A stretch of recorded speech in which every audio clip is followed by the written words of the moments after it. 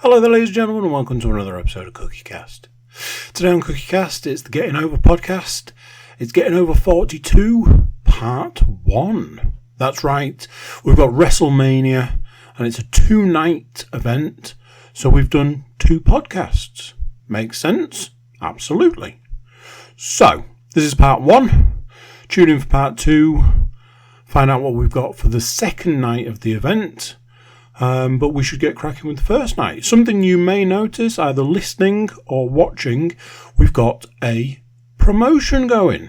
That's right, we've got a little subscriber promotion. If you are not subscribed to this, please do, and be in with a chance to win a very special Funko Pop. More details in the podcast. If you're already a subscriber, you get 2 chances to win. Isn't that nice? So here we go. This is Getting Over WrestleMania Part 1.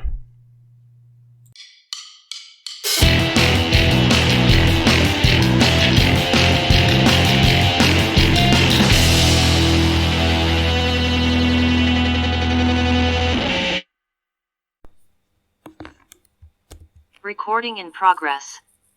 Stu? Hello, welcome along everyone to episode number 42 of Getting Over. And this time, we're going to treat you to a double-header episode, and we will be covering the biggest event in the annual wrestling calendar, WrestleMania. This year's edition being number 38. Seeing as WrestleMania is once again over 2 nights, we thought we'd set our predictions over 2 very delicious but very digestible podcasts for you to enjoy. We do have many predictions to get through on this episode, but we'll also see the launch of our WWE Funko giveaway, where you could be the lucky winner of a brand new Alexa Bliss Funko Pop shortly after their release. But more on that coming up. As always, I'm not alone on the journey through all things WWE, and today I'm joined by the man who has been with CookieCast since the beginning. I mean, the clue's in the name, really. I guess a pod without him would be like a WrestleMania without Vinnie Mac himself, Mr. Andy Cook. Oh, sorry, I thought you were talking about Paul. Hello. And second up, we have the host of The Pursuit of Hoppiness and a regular contributor to Getting Over. I guess a pod without him would be like a classic Mania without the Undertaker's streak, Mr. Matthew Moore. Hello. And last, but certainly not least, he's here again. Like the celebrity match, you knew that you never really needed at WrestleMania, but still wouldn't be complete without him. Mr. Paul Williams, how are we all, gents? Yes, very good. I was convinced it was going to be it'd be like a WrestleMania without Sheamus or something else, like, you know, a ginger wrestler, basically. Well, I mean, who knows what Part 2 now holds, as I just write some quick notes there. We would normally start with a predictions title. However, regular listeners and viewers will know that we are up to date after our catch-up episode last time out. If you're not, go and check it out if you want, or I am about to reveal it. So Matt is currently our reigning, defending CookieCast Premium Live Events prediction champion, going into the biggest show of the year. But 2 nights of predictions could make that difficult to hold on to that title. Like I say, if you haven't heard it, do go back and give it a listen. While you're there, check out all the other good stuff that we have on CookieCast. And if you would be so kind as to give us a subscribe, you'll never miss an episode going forward. And we'll appreciate all the support, whether it's the wrestling, the football, NFL, gaming, or there's pretty much something for everybody. So get yourself stuck in. But remember, at the top of the show, I did mention that you could be the lucky winner of an Alexa Bliss Funko. Now, these aren't released yet, so obviously this would be delivered, in theory, shortly after release. I'm holding a picture on the screen right now, so take a look at that. That is the very Funko you could be winning. If that's not a reason for the listeners to head straight over to YouTube to check out the prize, I don't know what is. But yeah, this is where you guys come in. So we'd love it if you would subscribe to the channel, and particularly YouTube or any of the audio outlets, but particularly the YouTube subscribers for this giveaway. We actually have 2 to give away once we reach 100 subscribers on YouTube. So anybody that was already subbed at the point that this podcast was released, thank you very much. because you've not only supported us for a while, but you have also got 2 entries essentially into the draw. If you are listening to this for the first time or the 42nd time, but you haven't yet subscribed, get yourself over, click that little button, and you will be in the draw. As soon as we reach 100 subscribers, I think a massive alarm goes off in Andy's house. Is that right? Yeah, there's some balloons and I was going to say sprinklers, not sprinklers, streamers that go off when the 100 subscriber alarm goes off in this house. Okay, so once we get there, Andy is going to let us know, and we will do the draw and be sending some brand new Funko Pops out to you lucky subscribers. So we have the WrestleMania predictions coming up later on the show, but first, the news. We do have to start with some sad news, unfortunately, this time around, after the recent passing of Scott Hall. Scott passed away at the age of 63 after complications with a blood clot after hip surgery, put him into life support as well earlier this month. Tributes have poured in for the former NWO member from all across the globe, and even some from outside the wrestling bubble as well, showing the reach that this guy had. Hall was more famously known as Razor Ramon back in the early 90s, when he shot to fame in WWF before becoming a big part of the Monday Night Wars between WWF and WCW. Hall was a 4-time Intercontinental Champion, 2-time United States Champion, Television Champion, and 9-time Tag Team Champion. He was initially inducted into the Hall of Fame as well back in 2014, where Paul and I were lucky enough to witness that speech live and in person. And before he then gained a second nod in the Hall of Fame in 2020 as part of the NWO. Has anyone got any Scott Hall stories or memories that they want to share? I'm putting things together here, and now this is the second person from that Hall of Fame class that's, I don't think, I mean, correct me if I'm wrong here, Paul, but I'm pretty sure that you haven't taken up hip surgery in your spare time. I mean, it's on the list. Well, That's the problem. He's taking it up in his spare time. Eventually. That must have been it. I mean, if you want to be pedantic about it, technically he's the 3rd wrestler because Paul Bearer was already dead. Wrestler that you've assassinated.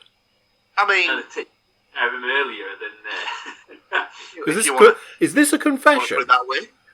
I mean, let's be honest. Anything can become a confession in that sort of regard of, and don't change this to make it look like I'm saying I killed George Bluth or whatever it is that he says from Arrested Development. But no, I had absolutely nothing to do with it.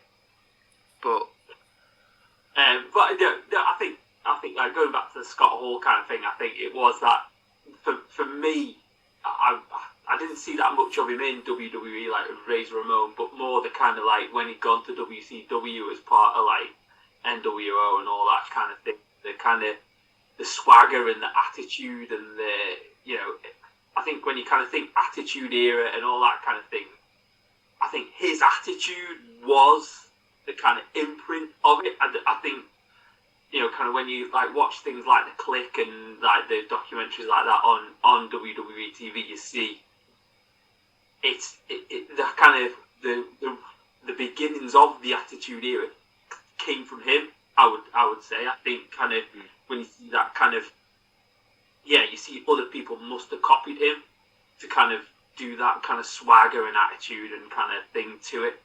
I think you're right with that, because he certainly laid the groundwork for he was really the first bad guy that people got behind. It was like everybody that came after, whether it was Stone Cold, Triple H, but when they were supposed to be the bad guy and getting cheered, that to me was essentially the blueprint that was laid down by Scott Hall. It's like I suppose he was like the first anti-hero, wasn't he? In a way, exactly.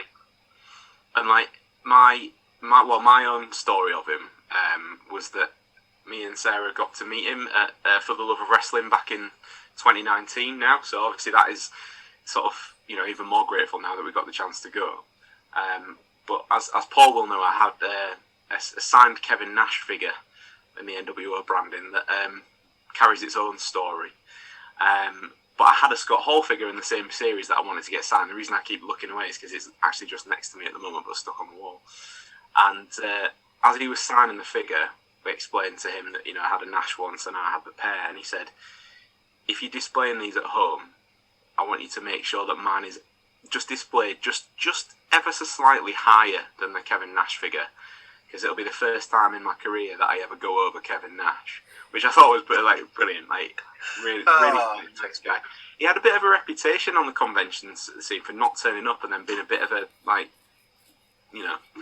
he did, and it couldn't have been further from that. He was absolutely, awesome and really, really friendly. Made sure that, Sarah's not the biggest wrestling fan, but he made sure to include her in the conversation and stuff too. So, yeah, from personal experience, can't really say anything else other than that. Really, it was good. But yeah, moving on from the sad news to some happier news, albeit probably expected. So, The Undertaker, after retiring at Survivor Series back in 2020, finally gains his spot in the Hall of Fame as the headliner of the class of 2022. This year's ceremony will once again take place in front of fans on Friday the 1st of April, straight after WrestleMania SmackDown. It's not just any old SmackDown, folks, that's WrestleMania SmackDown. Taker is going to be inducted by his longtime friend and creator of the character. I think you might have heard of the guy who's doing it. It's Vince McMahon. Who's that again? Vince who, sorry? Initially, there CEO were of AEW, was that? Oh, well, according to you, Mr. Cook, yes. According to me and everybody who watched the planet. Just checking. But yeah, initially there was rumblings that Undertaker may get the class of 22 all to himself. But other names have since been added. Vader, Queen Charmel, the Steiner brothers, and Shad Gaspard is to be honoured with the Warrior Award. That was given after his heroics in saving his son from drowning, which unfortunately ultimately cost him his own life back in 2020. They've absolutely got that one right as well. There's at least, what's that? Four of the five you'd absolutely put in. I'm not sure where they got Charmel from, but I'm not going to dwell on that. I'm more focusing on the fact that Undertaker is finally going in. Anybody surprised that they didn't keep him until 40? Or is it more because of the Dallas link, do we think? Yeah, I think it's pretty. As soon as they knew they were going to be in Texas, it made the most sense to do it in a place that's, well, he was born there, so it's probably going to mean more to him than doing it at 40, which will probably be in Vegas, I'd imagine. They're never going to bill the big event as being from Death Valley, are they? So they'll have to wait a long time for that one. Aircon might be a little bit of a problem. It's all right. Dead men won't feel it. It's fine. So we've also, moving on, we've got Triple H has recently retired from in-ring competition. The official retirement was announced on ESPN with an interview with Stephen Smith, and comes off the back of Triple H's recent heart problems. He explained that he'd suffered from viral pneumonia at the time, and there were times that he thought he might not actually make it. So it sounded like it was a lot closer to the end than anybody maybe thought. But he's had to have a defibrillator fitted as part of the required surgery following the scare. So I think he said something to the effect of he wouldn't want to be in the ring and then get a shock, which is that's pretty scary in and of itself. But he retires at age 52 as a 14-time world champion, but more importantly, my favourite wrestler of all time. So there we go. That is an accolade he puts above anything that he's won in his career. So he's gonna have that little bit clipped up, and it's just gonna be his text message alert on his phone. I'm pretty sure it's going to be incredible when we find out that he's in the number of 100 subscribers to the channel, and ends up being pulled as one of the winners of the Funko Pop. He might really want an Alexa Bliss Funko. If he wants to send me that sounds weird. If I want his address, I'm not going to stalk him out. Yeah, I'd probably just change that. Can edit that out, right? Yeah. So yeah. In some slightly more sad news as well. It seems to be all bad news this time around. Unfortunately, Big E has recently suffered a broken neck. I didn't know if Matt might want to take this one, to be honest. No comment. So yeah, in a match against, involving Ridge Holland, Matt's absolute favourite. Ridge Holland went for a belly-to-belly suplex thrown over his head on a 300-plus pound guy, and it essentially just lawn darted Big E into the floor. He was apparently, he could move all his digits and stuff, so that was all good news. But it's still unclear at the point of recording. Obviously, it's very soon after it's happened whether or not he'll ever wrestle again. At this point, I think just the fact that he can move all his limbs currently is the main thing, and the fact that he hopefully will be all right on his feet, but one step at a time. But yeah, definitely thoughts going out for Big E, because it was horrible to watch. I don't know if anyone's. I think in the same way to when it happened to Lesnar at WrestleMania 19, I think he's one of those guys that he's like, the fact that he's in the shape that he's in, and the fact that he probably does so much work on like neck bridges and like stuff like that, neck strengthening, that's probably what saved him from like much worse. Because I know that he's put a tweet out in the last couple of weeks where he said that one of the doctors that he spoke to told him that sometimes if you get an injury to those, I think it's those vertebrae, that it sometimes can involve like immediate death. So he was like, he's just thankful that he's still here and stuff like that. But absolutely horrific. And like you said, you just pray that he's able to at least like have a remaining normal life and just comfortable and stuff like that, regardless of whether he's able to get back in the ring or not. As long as he's able to live comfortably, that's all that matters at this point. Yeah, agreed. And the last part of news I have for this episode is Cesaro has quietly left WWE after his contract has expired. So it has been reported that WWE offered a new contract, which was declined. But the interesting point to note is that Cesaro was already working on a 1-year extension to his initial deal, and when that expired, it means there's no 90-day non-compete clause about it. So effectively, could show up anywhere. I mean, this weekend it'd probably be a good time to do something. Straight away, purely because it's like the second biggest one now, AEW is expected. But personally, for me, I think a stint in New Japan would suit him pretty well. Cesaro had been with WWE since 2012, so best part of a 10-year stint there as well. So some going for a guy effectively who held two mid-card titles in the US and the Intercontinental. Never really got a fair crack at the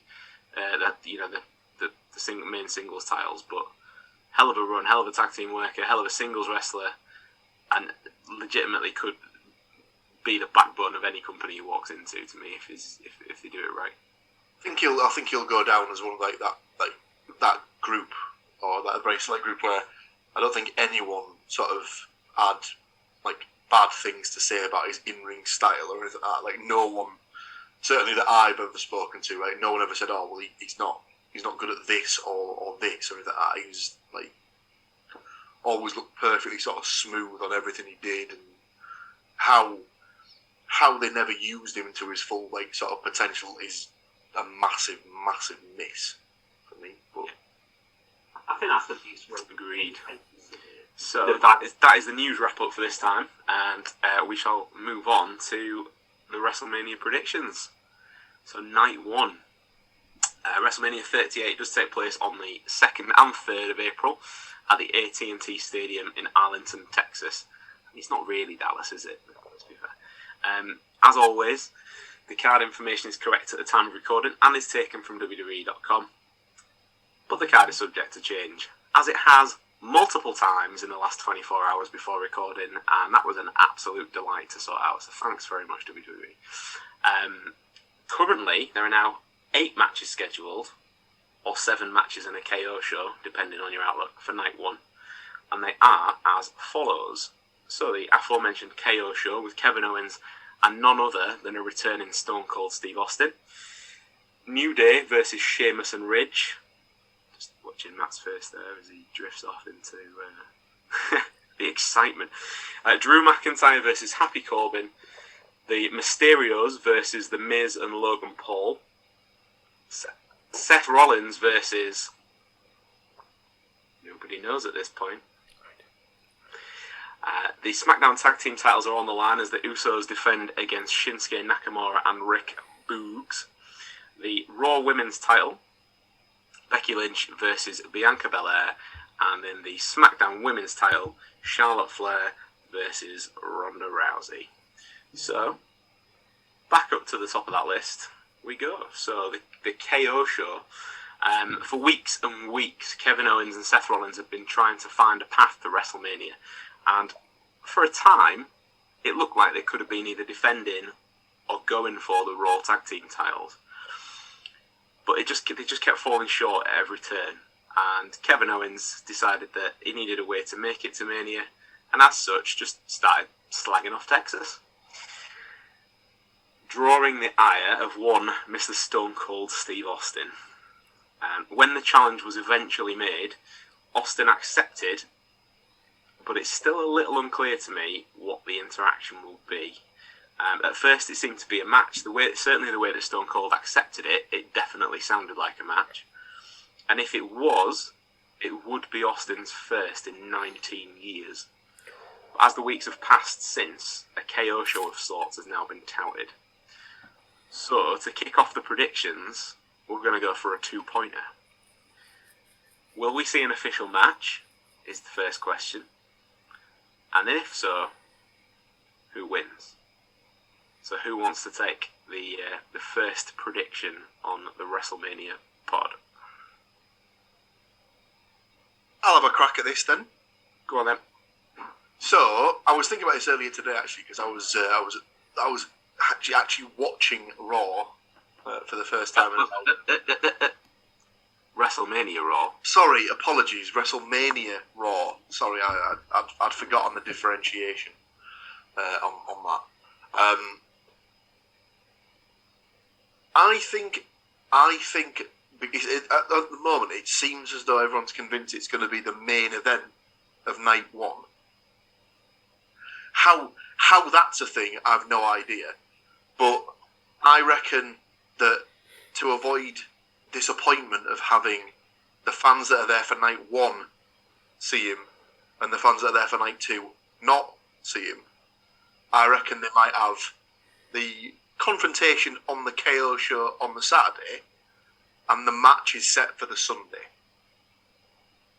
Okay, so just to absolutely screw with all my plans, you're effectively going for no.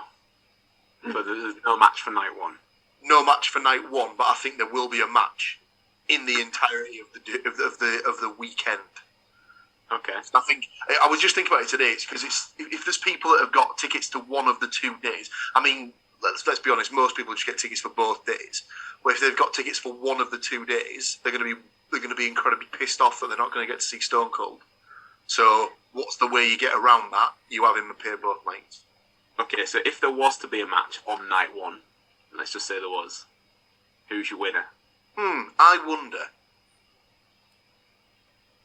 The fans? Well, yeah, it's that sort of thing where, like, if this was Austin having the match, like, you know, the year after he'd retired, he'd probably just lose it again. But you can't have him not wrestle for 19 years and then lose. That's just insane. Okay. Well, I'm gonna jump in and do mine there because I think there will be a match, and on night one, and the reason for that is because they've absolutely double stacked the cards entirely. I don't think that there is room on night two, and let's be honest, if there is, it'll probably be for some sort of second version of, you know, a title match that might have happened on, like, it might be a 24/7 title match or something. It'll manage to fit that in rather than Stone Cold. So I think there will be a match because I think he kept saying about how he was going to open the can and all that. So I reckon it's going to be classed as a match, and I reckon it's obviously going to be Stone Cold that gets the recorded victory. Andy. Yeah. The reason I hate Paul going first on predictions is he makes some really good points that then make me question my decisions. But I'm going to have to stick with my original pick, which was exactly what you've said there, Stu. Yes, I think there will be a match night one, and as we've sort of gone with, there is no way that they're going to have Stone Cold come down for this to then lose. It just makes no sense.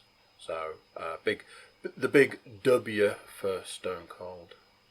Okay. And Matt? I've gone for no. I don't think there'll be a match.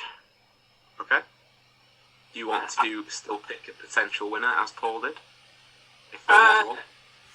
I'll go with the rest of the group and go with Stone Cold. I haven't got the balls to go with Kevin Owens if there is an actual match, but part of me kind of thinks that possibly it would be. It might be. Can you imagine though? Especially after that whole stint that he pulled, when he came out as Stone Cold, that was incredible. I would go hands down as to say that was the best thing that's been on Raw in the last 5 years at least. That was spectacular.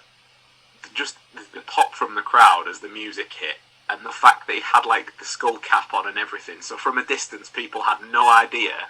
And then as he got closer to the ring, you could physically just hear the air just get sucked out of that arena as the ring Kevin Owens. But then the crowning moment was when he was mid-promo and the music went off again and the glass shattered and he turned and looked at the Tron as if to say, "Oh no," and he give it a second and then let it slip that he made that happen as well. It was absolutely perfect. Spectacular. Unbelievable.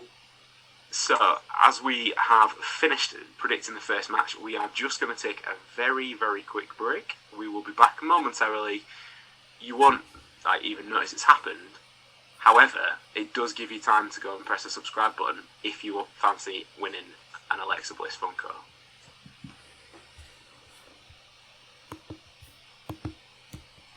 Recording in progress. Cost you. Okay. So, welcome back. I told you wouldn't notice it. Hope you click that subscribe button, as we said. But yeah, we'll get straight back into the matches for WrestleMania 38 Night 1. So moving on, we have King Woods and Kofi Kingston versus Sheamus and Ridge Holland. And as discussed a little earlier, former WWE Champion and current New Day member Big E recently suffered a legit broken neck at the hands of the inexperienced Ridge Holland. Rather than suffering any kind of punishment for his hand in the injury, Ridge has seemingly been rewarded with a spot on WrestleMania. The man formerly known as Pete Dunne has also aligned himself with Ridge and Sheamus, so I pretty much expect the newly minted Butch to make an appearance at ringside also. And I guess the question is, will Butch be the deciding factor, or will the New Day earn a measure of revenge for their fallen brother? So, I'm a bit torn on this one about who to start with, because it's got the Big E implication. Normally I would go to Andy, but because it's got the Ridge Holland implication, I would probably normally go to Matt. So maybe we just, I don't know, Paul, do you want to take it instead? Well. God.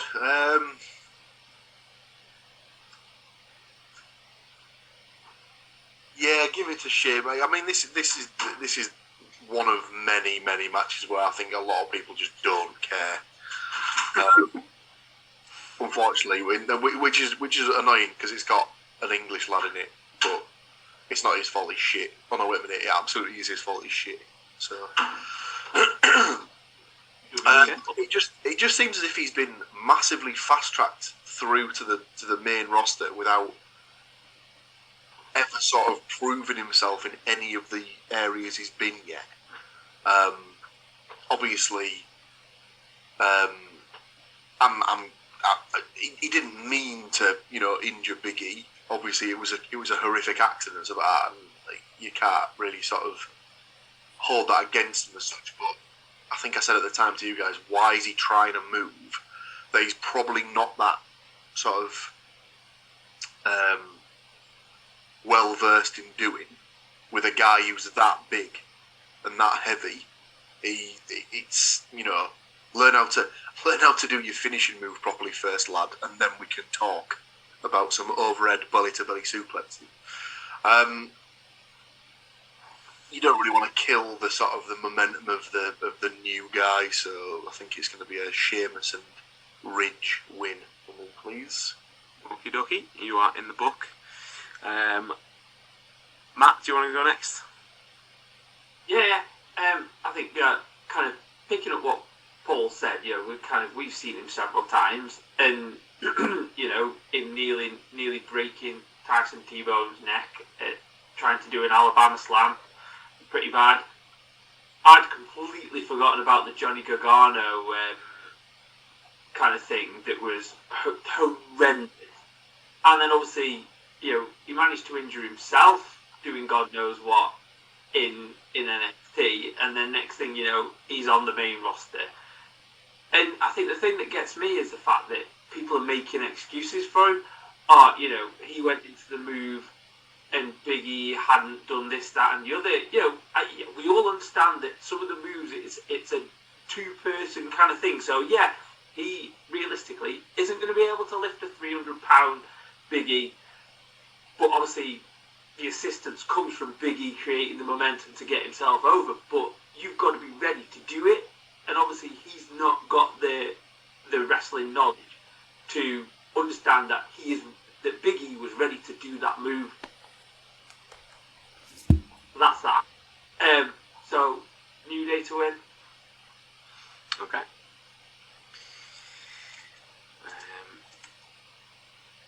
Andy, do you wanna go? So it's one of those things that I kind of, whenever New Day gets mentioned, I kind of always work on the principle everybody knows the way I'm gonna go. But there have been times in the past where I've given New Day the props that they need at certain times. I was really sad about the Big E thing. I'd seen his post about obviously the best place to break your neck is the city that he was in because like the staff and stuff have been amazing and all this, that and the other. And as I've always said, I might not be the biggest New Day fan, but I am quite a big Big E fan. So as you might have guessed, I'm going with the New Day to win this one. Feels a bit of bringing it back for the New Day. I'm not sour about it. So, this is potentially then a good opportunity for Paul because I am also going for the New Day to win. I think had the injury not happened, I think it would have gone the other way. But I think that they need to balance that out, and I think that it gives the New Day especially some sort of opportunity to get some super cool WrestleMania gear with Big E kind of on there somewhere, like they did for Woods when Woods was injured. So I'm going to go for New Day to win that one, just to get that measure of revenge. So next on the card we have Drew McIntyre versus Happy Corbin. And in what has to be the sharpest decline across the roster in the last 2 years, Drew takes on Corbin in this match. Gone are the days of challenging or defending a title at the biggest show of the year to taking on Corbin, who hasn't actually lost a one-on-one match since his look changed and he became happy. No doubt that Madcap Moss will also feature somewhere, but tension between himself and Corbin has been teased over recent weeks. Both Corbin and Drew have 2 wins at WrestleMania in previous years. So who's going to better their record this time around? I will jump in on this one straight away. It's no surprise. I have to stick with Drew McIntyre. If he loses to Happy Corbin, I fear that this could be the end. Or the second version of his time in WWE. Again, like how he is not in the title, or even in like one of the sort of United States or Intercontinental matches, whichever way you want to do it, how he is not around like either the main title or improving some of the others after the work that he's put in during the pandemic era is absolutely beyond me. Just as a side little grumble there as well, at point of recording, there's no United States or Intercontinental title match on the card whatsoever, which is a real shame to me. And that's not just night one either. That's across both nights. But yeah, just to reinforce that I am wholeheartedly behind Drew McIntyre, and I hope that he kicks Corbin's hat straight out the roof of the stadium because he's one of them. Matt? I've gone Drew McIntyre with this one as well. Yeah. You really got to think, like you said, if he loses this, then he might as well get his 90-day release and head on over to Vince's other company and be the boss man over there. Because, I mean, this is the thing that they, the WWE, I think there's still an element of burying their head in the sand, and there is a realistic rival to them, and McIntyre could walk in there and be the man on that show, and no one would bat an eyelid about it, and it'd be awesome. I mean, I'd love to see him and Adam Cole again. Yes, please. Yeah, even now, please. I'll maybe change my prediction so that it might actually happen, because I want to see that match again. I think they're in a dangerous position of losing somebody who is a proper global superstar. People will get behind him. People got behind him in the pandemic. The reason why they didn't completely disappear in the pandemic was because of him. And now giving him stupid gimmicks and stuff like that, and you just think he was fine the way he was. So, yeah, Drew McIntyre, please God, it'd be Drew McIntyre. Just as a little side note of the fantasy booking variety, if he did ever jump ship, him versus Hangman Page would also be pretty damn good, I imagine, as well. Back to the task in hand, Andy. I mean, at this point in time, a lot of it's been covered, but I would love to know who it is that Drew McIntyre pissed off to be in the position that he's in now. Matt made some amazing points there about how he basically carried them through the pandemic. People rallied behind him, and it kept that whole. It kept it all going. Why is he down in the lower leagues now? He's, he should be up there at the top. He should be, like you said, he should be challenging, defending, and he's not. So, Drew McIntyre for me, please. And I'm with you boys. He needs to get this win, because otherwise, why is he there? Well, Paul, that does give you the opportunity for the second match in a row to be out there on your own prediction-wise. So, what's it going to be? I'm not actually doing this just to play for points either. I do think Corbin will win. Oh, no. And, unfortunately for you, I think it's going to be the start of his push into the main sort of main event picture. Seriously, I know, I get it that, people don't like him and stuff like that, but he's probably one of the better heels in the company, because people legitimately hate him and don't ever want to see him do well and stuff like that.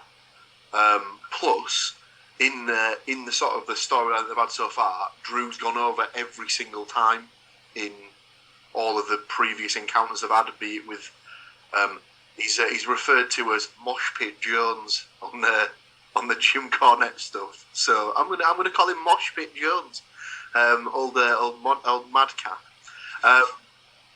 So I just think it's I think they've built it so it's a bit one-sided with Drew, and this will be where we get the sort of the opposite side.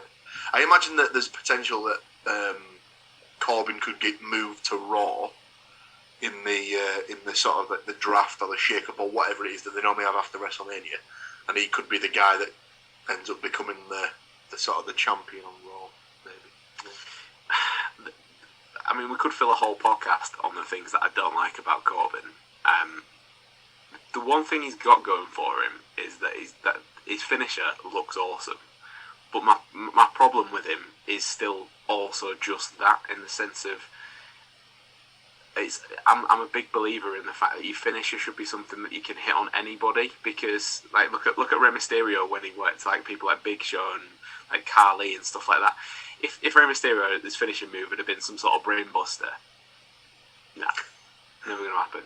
But that the only way, like Corbin could not do End of Days on somebody that was much bigger than him. I know that he's got like the football background, but he was never kind of like the meathead muscle in his football days, and I still don't think he's that now. So I'd find it difficult to believe that the second that he came up against somebody the size of a Brock Lesnar or the size of a Roman Reigns, like that's all well and good, but bear in mind, as a heel, the ability to catch a fast one and roll someone up is an sort of utilised art form. So you don't need to be his finishing on anybody. And if he's ever in danger, just clatter him with a chair and get himself disqualified, and he saves his title, doesn't he? So there's so many ways around it and stuff like that. I mean, the best way would just be for Drew McIntyre to win and then Corbin to get fired. Oh, don't get me wrong. From a sort of I would prefer that Drew won, and that was the thing that propelled him back into the main event picture. But I don't think him losing to Corbin would be the catastrophic thing you guys all think it would be. Okay. Well, we shall see this weekend. So moving on then. Next on the card is a tag team match. And here it is, the token celebrity match for the evening. Now, nobody really cared for Bad Bunny last year, but after how well that he actually performed, Logan Paul has some big shoes to fill in this match. So it's Rey and Dominic Mysterio versus The Miz and Logan Paul. The Miz did pick back up the long-time rivalry with the Mysterios and has used his A-list credentials to bring in a top-level fighter, were the words used, I believe, in Logan Paul to potentially increase the outside interest in this year's event. I, for one, would be extremely surprised if the match is half as good as Bad Bunny's last year, because I think that took everybody by surprise. I remember doing the podcast after and thinking, right, I was watching WrestleMania, I'm all ready to make my notes and slag this guy off, and then couldn't. So, very recently, The Miz did steal Rey Mysterio's mask and to use that to turn up the heat in a feud. Mysterios did get it back, I guess, on WrestleMania Raw or Raw WrestleMania, whichever way around it was. But will they get the win this weekend? So, are we going for the second straight celebrity tag team match victory, I guess, at WrestleMania, or will it be the Mysterios? Andy, seeing as I know that the Logan Paul thing, you're itching to get in there. I was going to jump in. If you'd have tried to go to somebody else first, I'd have been like, I'm sorry, I need to go first on this one. Just in some hope of speeding this match up so that we don't have to talk about it anymore. I was like, let's get this done. So it's the Mysterios, and I'm prepared to say that in the sense that even if I just give the point away, I can't say that the other team will win, because I can't even say his name. No, I can't, and I won't. This shit needs to stop. It's doing my treeing, and I'm telling you now, this is not the last time we're going to hear this on this podcast. Okay. Now, celebrity-wise, it's always been a thing. Right from the very beginning of WrestleMania. But back in the day, they had people like Muhammad Ali. I was about to say, back in the day, they had what was known as, that's right, celebrities. Not...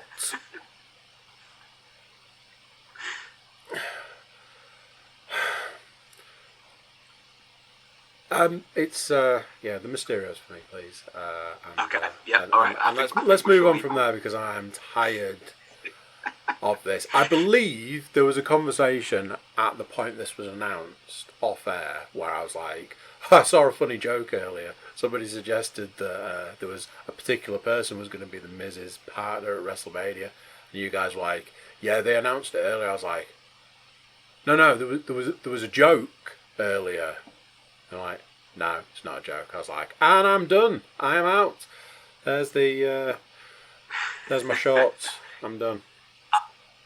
I have a theory about this one, and we all know how we all write the stories, and they're loads better than they will ever be in actuality, but just I feel like they've been dropping a few clues, especially in the commentary for recent weeks, but particularly in Raw from this past week, where they've decided to start sort of all of a sudden now saying about why Dominic doesn't wear a mask. And it's because he's got to earn the mask, because Ray earned the mask from his uncle back in the day and all the rest of it. So to me, that feels very much a clue of where they're going next. Or, at least for, maybe Ray wants to go out at next year's WrestleMania and have that match with Dominic, potentially for a mask.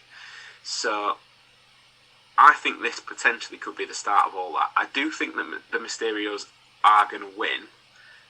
But I also think that it'll be Dominic that picks up the win. I think it'll be the start of sort of getting the rocket ship loaded up, I guess, on him, whilst they then use his dad to kind of hit the eject button next time around. So I'm going for the Mysterios as well. Paul? It's looking like I'm just doing this for points. I can't remember if they've ever had a celebrity come in who hasn't won that match that they're involved in. Yeah, but we're skipping ahead, but that may be night 2. But is it going to be night 2? This is the thing. Like, I don't know if they just bring them in with the proviso that they don't then, knock the fuck out of them and stuff like that. I mean, I don't, I can see it happening. I can see Miz and Logan Paul winning and Logan Paul getting the fucking pin. Probably after Miz has actually issued the finishing move and he just scams it. Or he'll knock him out because, he's a boxer. I'll knock him out. Bucket Miz. It's another one of those ones where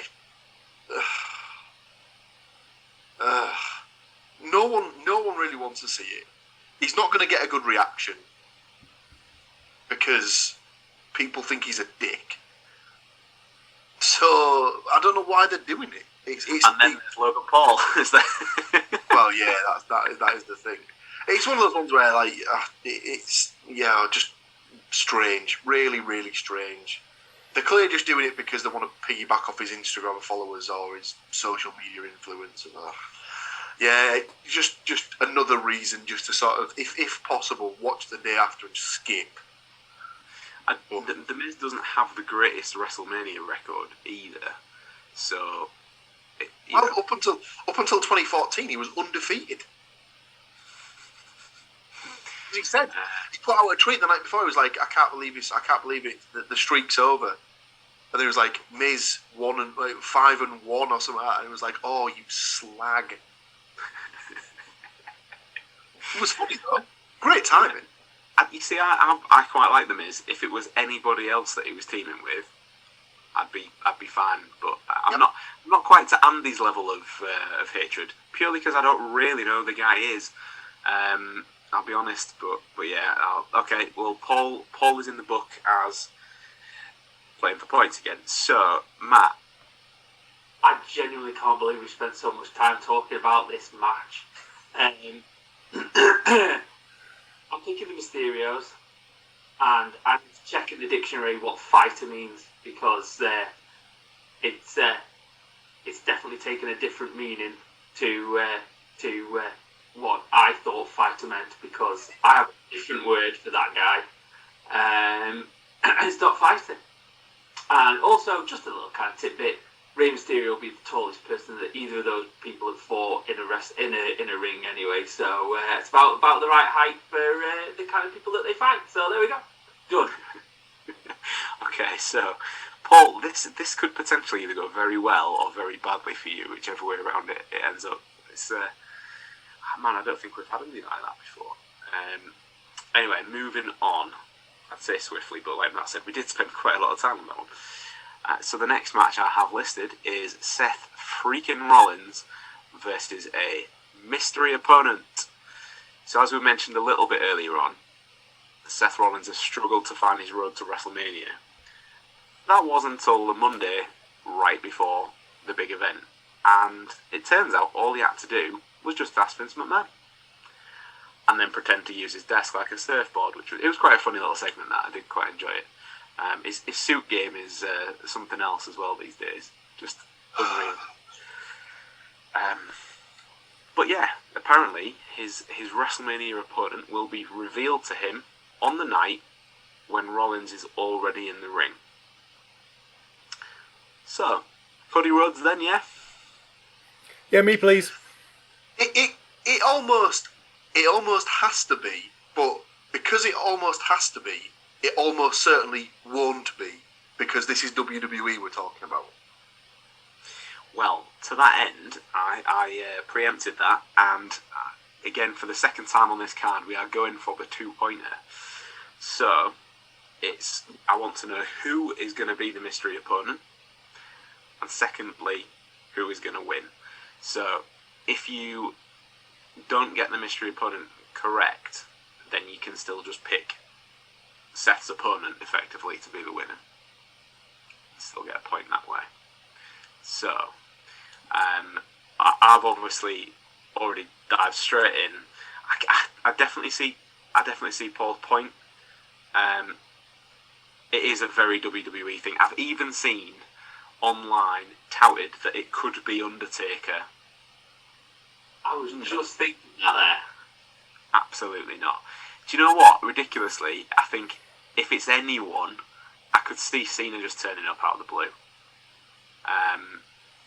But I think there's too much sort of smoke without there being fire, I think, on this occasion. I think even too much for them to mess this up. Wearing the Hardys t-shirt, I guess, at the moment, I think it's the one chance that Cody has got for a Hardy Boys level pop by returning at WrestleMania. So I'm gonna stick with Cody, and clearly he's gonna win as well. So they're not gonna have him come back and then lose to Rollins. So that's where I am. Who wants to go next? So it's a big fat ditto from me there, Stu. Save you some time and effort. Just put Andy agrees. Absolutely Cody Rhodes, and absolutely Cody Rhodes to win. Okay, I'm gonna go with Matt then, which then will give Paul the opportunity to say something entirely different again. Yeah, same. Then put Matt agrees with Andy, who agrees with Stu, kind of thing. I can't really see it being anything else. The Undertaker thing, when you were kind of talking me through it, and I was like, he's gone to Vince's office and he's been disrespectful in Vince's office, and I was like, maybe it could just possibly be kind of thing. Or the big kind of one is, does Vince make him look like an absolute knob and just leave him out in the ring with no match whatsoever? Or like hornswoggle him or something like that? Yeah, that would be great, but I'm going to go with the easy play of it's Cody Rhodes and it'll be a massive pop. And then he'll be buried in 2 weeks' time, so... When you mentioned Hornswoggle then, it suddenly set off a chain of thoughts in my head that when Hornswoggle, Vince's son, oh my god, it's going to be Shane. Oh, now that's... It's not the worst idea I've ever heard. Don't give him ideas. It's the worst idea I've ever heard. No, Shane's not on the same level as like a Logan Paul. At least he can actually work.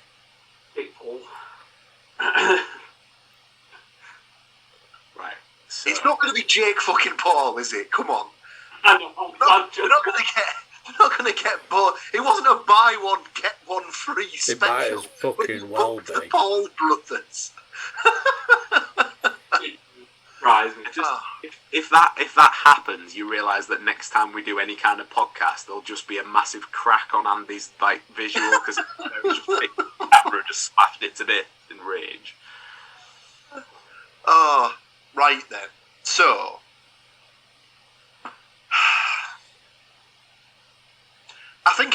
Cody. I don't think it's going to be as straightforward as that. I reckon we're going to get some form of shithousery, some form of weird sort of, he's going to try and take the piss or something like that.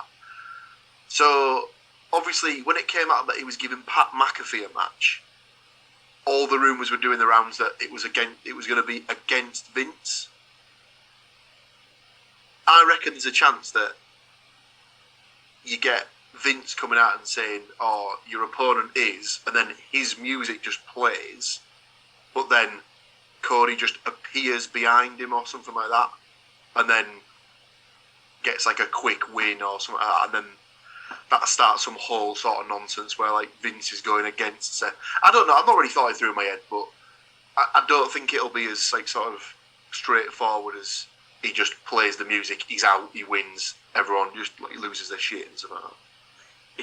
If it is Cody, the one thing that you will know what the relationship between Triple H and his father-in-law will stand at is if they smash the throne on the WrestleMania stage as well. Who knows? I mean, the one thing is for certain, surely you would hope to God that if it is Cody, when it is Cody, he's not going to come out as Stardust, is he? Oh God, please God, no. I was just about to say it.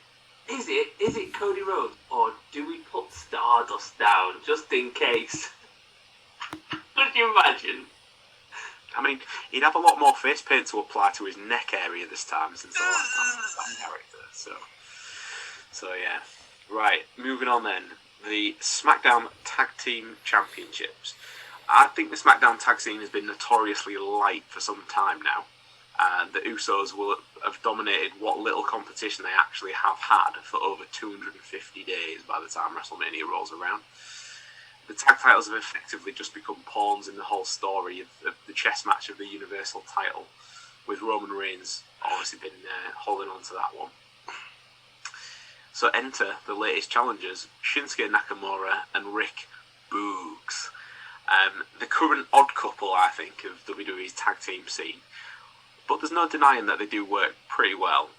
Nakamura can, certainly got the striking ability, whereas then that's backed up by the power game of Rick Boogs. And as much as he is that kind of, I want to say almost Joey Ryan on actual, I don't want to say steroids because that makes it bad on him, but he does look like an inflated Joey Ryan.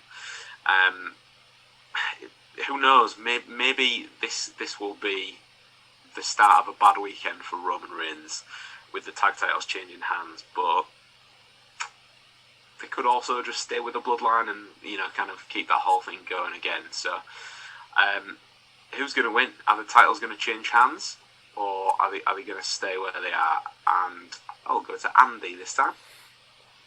So when you were saying, like, I was like, oh, it's been a long time, and you were saying, oh, it's 250 days, is it? By the time that the event rolls around, it'll be over 250 days. Yeah, so it's probably in that sort of realm of it feels about time. WrestleMania is a good stage for a change of belt, championship, title, all of that. But I'm just not feeling this match. I just don't feel like this is the match for it to happen. I feel like they needed a bigger tag team to go up against to take the titles from them. So I'm going with the Usos for this. Okay. I just can't get. I agree that it's time for those titles to change hands, but not this match. So I'm just sticking with the Usos for this. Okay. Paul?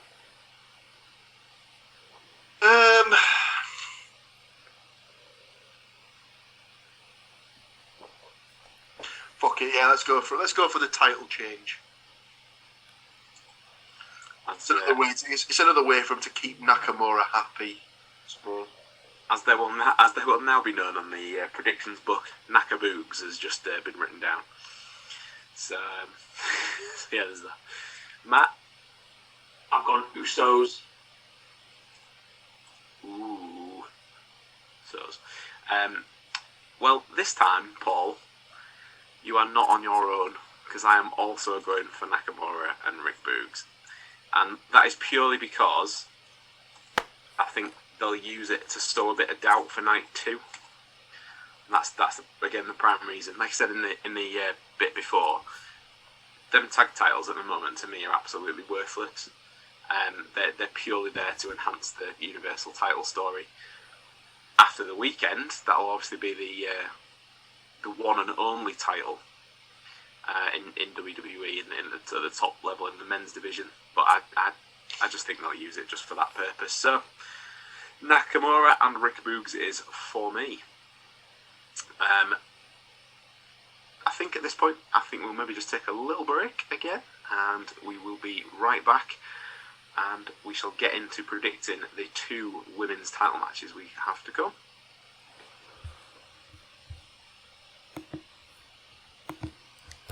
Recording in progress. Okay, so we are back, and I see you sneaking back in here after clicking that subscribe button. Appreciate it, thank you very much. So yeah, straight back in. The Raw Women's title match. Becky Lynch defending her Raw Women's title against Bianca Belair. And this is the rivalry that began 26 seconds after Becky Lynch's return at last year's SummerSlam. Finally going to come to a head at WrestleMania this year. And it's actually Bianca's second straight title match at WrestleMania. Last year, obviously, she took home the gold after winning the Royal Rumble and then dethroning Sasha Banks in the main event of night 1. Since then, Becky Lynch, the man, has now transitioned into big-time Bex, and I don't really think that makes Becky any less of a threat, going to retain a title that nobody has beaten her for since the main event of WrestleMania 35. Obviously, there was a little maternity break in the middle of all that, so it has extended that slightly. But things have got really personal in this rivalry, especially this last week, when Becky Lynch tried to cut the braid off Bianca Belair, took 2 KODs for her trouble, and then ended up with slightly less of her own hair as Bianca Belair went all Edward Scissorhands and shit. Lots of pictures over social media of Bianca Belair holding pieces of Becky Lynch's hair as well, so who knows, maybe it'll be a full-on makeover for Big Time Bex by the time that WrestleMania actually rolls around as well. Anybody actually think that Bianca's going to win, or are we expecting the big-time run of Becky Lynch to continue? I'm sticking with Becky Lynch. You going with Becky Lynch, okay? Straight in there, Matt. Why 4, sir? Why 4? I don't know. I think obviously with her being like one of the biggest kind of people in the company, I think they're going to keep her, and it's probably a bit of a spoiler for my next prediction. So kind of, I don't think they're going to have 2 changes in the women's title matches in one night, because they're both on the same night. Yeah, I don't think there's going to be a change in this one. So okay. That would be fun. Okay, I'll jump in because I'm the exact same thing. There's a little bit more to it for me in the sense of that because they're unifying the men's title. What's to say they're not going to eventually do that to the women's title coming up as well? Because I get the feeling that we're possibly headed back to a one roster across the 2, like the main shows anyway.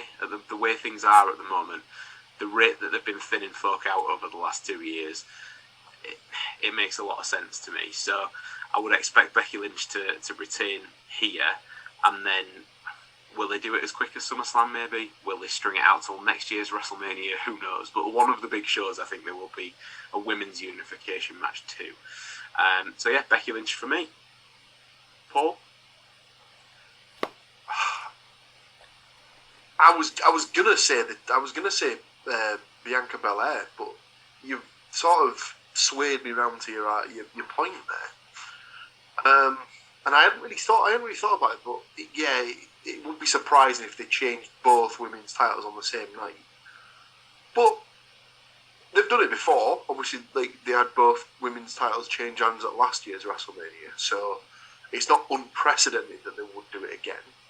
But like you've said, if the chances are they potentially are moving back to like a unified roster, a one champ in each sort of section setup, you'd imagine the money is in a Rousey-Lynch title unification match. So, yeah, I'll go for Becky Lynch to retain, but that's all down to you two with your cheeky nonsense, changing my mind. Oh. You've not listened to us all night so far, as the book shows, so... Well, yeah, there is that, I suppose. Okay, Andy. So, I know I often mention this when we do a wrestling podcast, but in the run-up to doing these podcasts, I do actually do a little bit of research. I do read around what's going on and, try and bring my limited knowledge up to date somewhat. And what I found is strange is from everything that I've been reading up to this point, what you guys have said there is counterintuitive to what I've read. And there are times when I would go against what I've read. When I read stuff, it's like, I don't think that's right. But I'm gonna go with Paul's tactic for the night, and I'm gonna play for the points here. Bianca Belair, please. Okay.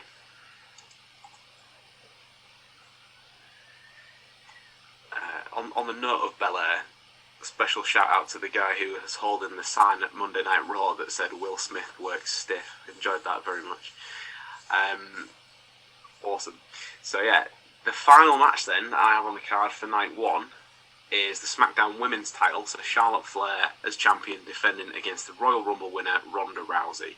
And I do expect this to main event night one as well. Personally think that the Rumble winners should always get what they were promised in the main event of WrestleMania.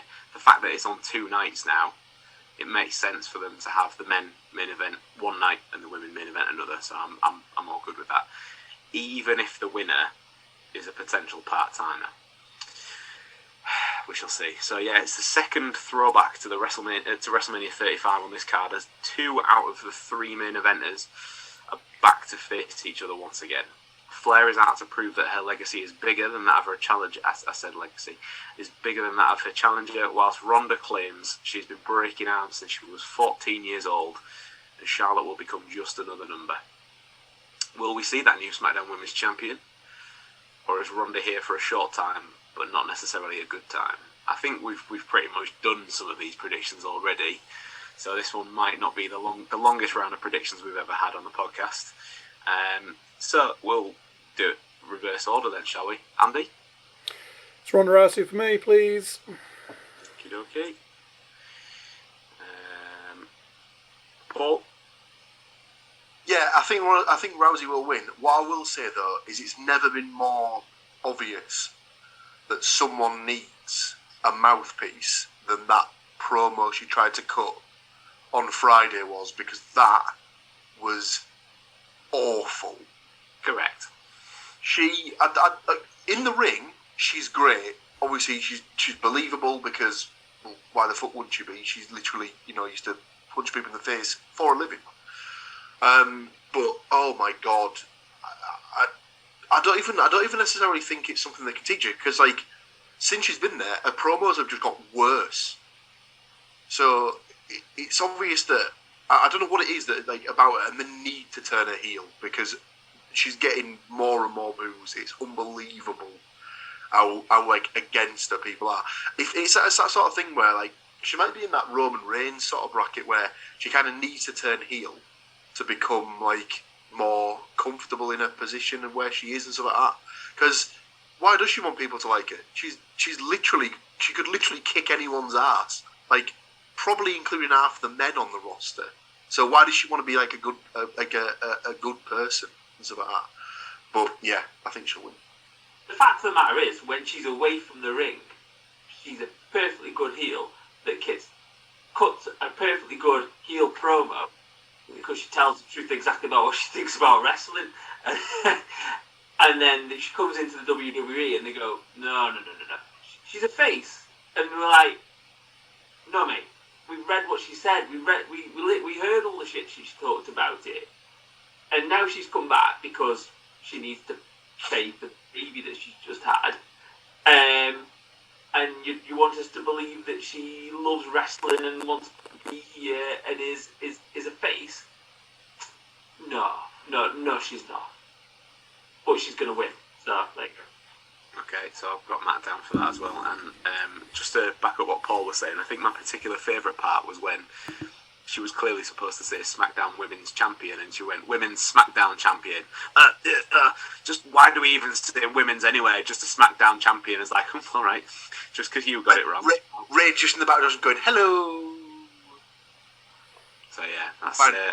I'm the SmackDown Champion, and that's when she said, well, we can fight for it if you want, and that's where Rain shits himself and fucks it. And that, ladies and gentlemen, is a prediction and not a spoiler. So I have also gone for Ronda Rousey just for clarity. So that is a clean sweep on the SmackDown Women's title match predictions. So there we have it. The women's SmackDown title match. The women's SmackDown champion. So yeah, there we have it. Night 1 is predicted, but wait, there's more. Join us over on the second part of this double episode to complete the predictions and see what we think is going to go down this weekend at WrestleMania. And obviously, I've mentioned it quite a few times already, and it will be getting mentioned again. Don't forget about the Funko giveaway. Get on over to YouTube and subscribe whilst you're loading up the next episode. See you there. So there you go, what do you think of that?